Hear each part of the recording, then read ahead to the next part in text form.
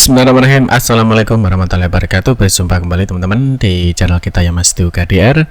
Teman-teman, di kesempatan kali ini ya kita akan berbagi informasi kembali ya masih di seputar penerimaan murid baru khususnya untuk jenjang SMA ataupun SMK negeri seprovinsi Jawa Timur tahun 2025 ini. Dalam kesempatan kali ini teman-teman ya kita akan berbagi informasi mengenai tahap 1 teman-teman ya. Jadi kita akan membahas untuk pendaftaran tahap 1. Ini seperti yang kita ketahui teman-teman ya untuk tahap 1 ya. Nah, ini nanti ada beberapa jalur. Ya, di sini nanti untuk pendaftaran tahap 1 ini dimulai tanggal 16 sampai dengan 17 Juni 2025. Nah, yang menjadi pertanyaan teman-teman ya, di dalam tahap 1 di sini kan ada beberapa jalur ya. Ada jalur afirmasi, ada jalur mutasi orang tua atau wali, dan juga di jalur prestasi hasil lomba. Nah, nanti dalam kesempatan kali ini kita akan membahas untuk pertanyaan-pertanyaan dari calon siswa ataupun orang tua yang mana ketika di tahap 1 ini bisakah daftar di dua jalur pendaftaran. Ya, misalkan dia daftar di jalur afirmasi dan di jalur prestasi hasil lomba. Nah, ini tentunya yang seperti ini ya, mungkin dia memiliki persyaratan. Ya, jadi dia memiliki persyaratan. Misalkan dia di jalur afirmasi ya, misalkan dia juga punya KIP ya, atau misalkan dia punya PKH atau KKS ya. Nah, tetapi dia ternyata juga memiliki prestasi lomba ya, jadi dia memiliki prestasi hasil lomba. Nah, nanti kira-kira bagaimana Pak? Apakah bisa ya, misalkan saya setelah daftar misalkan di jalur afirmasi ya, saya setelah mengupload terus saya daftar lagi di jalur prestasi hasil lomba. Nanti kita yang akan nanti kita akan jelaskan di sini.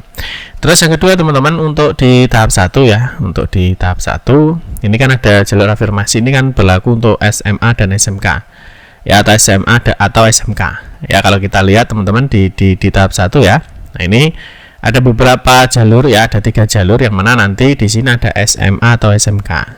Nah, yang menjadi pertanyaan teman-teman, apakah nanti ya di tahap 1 ini saya bisa daftar di SMA dan saya bisa daftar di SMK ya Pak? Berjaga-jaga Pak, nanti misalkan di SMA saya tidak diterima, saya bisa bisa diterima, mungkin bisa diterima di SMK ya. Jadi nanti kita akan membahas di dua pertanyaan ini. Jadi yang pertama adalah tahap 1, mungkin ada siswa yang memenuhi persyaratan di jalur afirmasi dan prestasi lomba misalkan ya, nanti bisa nggak dia daftar di dua jalur ya, artinya dua jalur pendaftaran. Terus yang kedua ini ya, sekali lagi, bisa enggak misalkan saya daftar SMA dan SMK di tahap 1. Nanti kita akan jelaskan di sini ya.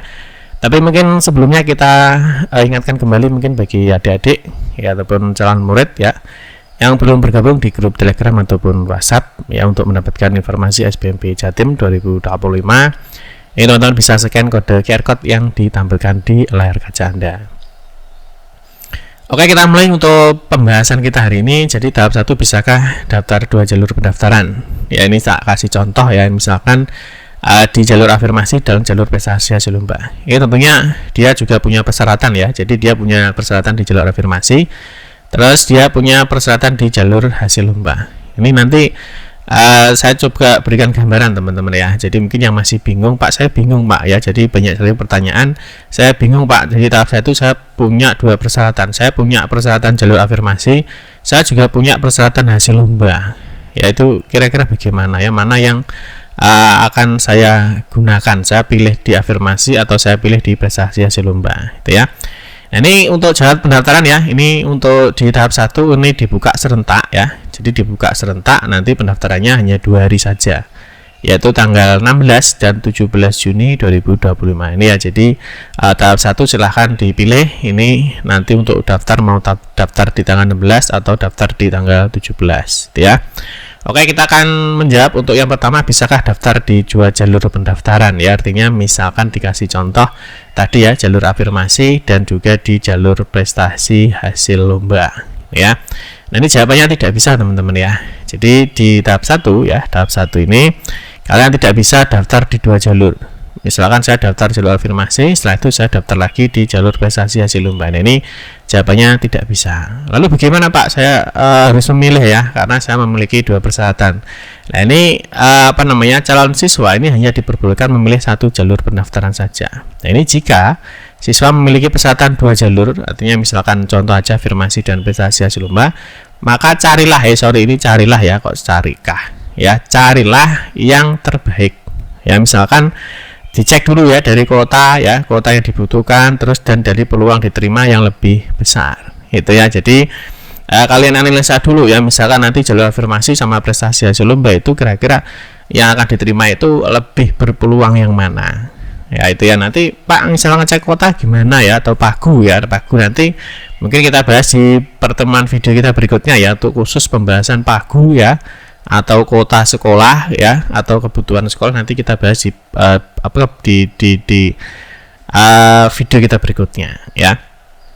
Nah, jadi ini kalau menurut saya jalur afirmasi itu jelas pesaingnya sangat besar teman-teman ya. Jadi di jalur afirmasi ini jelas pesaingnya sangat besar ya.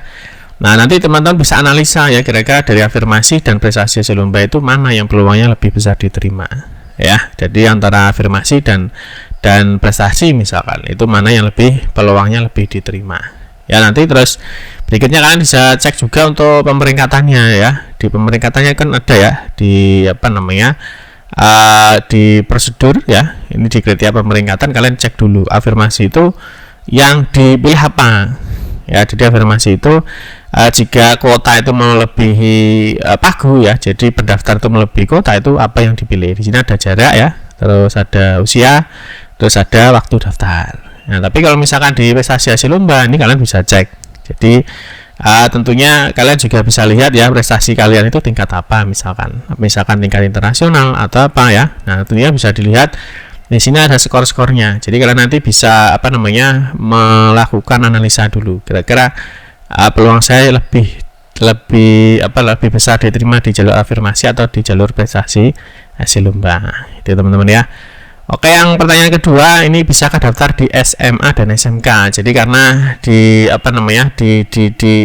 tahap 1 itu kan ada pilihan ya, kalian mau daftar di SMA atau SMK, maka jawabannya jelas tidak bisa teman-teman ya. Jadi kalau yang mau daftar di SMA dan SMK jawabannya tidak bisa ya. Jadi untuk calon siswa ini hanya diperbolehkan memilih SMA atau SMK ya, tidak bisa memilih kedua-keduanya ya. Nanti mungkin teman-teman bisa cek untuk cara daftar di jalur afirmasi ya misalkan. Nah, ini sudah tak kasih contoh teman-teman ini ya. Cara daftar di jalur afirmasi di sini nanti sudah kita jelaskan untuk langkah-langkahnya. Nah, salah satunya teman-teman tidak bisa memilih keduanya. Jadi artinya tidak bisa memilih SMA dan SMK. Tapi kalian hanya bisa memilih salah satu, mau pilih SMA atau milih SMK. Itu teman-teman ya. Nah, ini termasuk juga nanti di jalur prestasi hasil lomba ya. Di jalur cara daftar di jalur prestasi hasil lomba ini juga sama ya. Untuk jalur prestasi hasil lomba itu juga sama. Jadi artinya tidak bisa mendaftar SMA dan SMK ya. Jadi tidak bisa mendaftar SMA dan SMK karena pilihannya adalah atau ya. Jadi pilih salah satu, mau daftar di SMA atau SMK. Ini kalian bisa pikirkan matang-matang ya sejak sekarang ya, kalau nanti mau daftar di tahap berapa, terus kalau nanti mau daftar di SMA atau SMK. Itu ya teman-teman ya. Jadi untuk 2 pertanyaan tadi ya, nah ini semoga bisa terjawab ya. Untuk tahap 1 tentunya tidak bisa mendaftar di 2 jalur pendaftaran ya. Nanti kalian misalkan bisa dipertimbangkan ya, misalkan di 2 jalur ini kalian bisa pertimbangkan mana peluang yang lebih diterima. Terus yang kedua, untuk daftar di SMA dan SMK ini jawabannya tentu tidak bisa ya. Jadi kalian hanya memilih ya, pilih SMA ataupun SMK. Itu teman-teman ya, mungkin informasi yang dapat saya sampaikan untuk di pagi hari ini. Nah, semoga informasi ini bermanfaat. Mohon maaf jika ada salah kata dalam memberikan informasi dan penjelasan. Kita berjumpa kembali di video-video berikutnya. Saya akhiri, wassalamualaikum warahmatullahi wabarakatuh.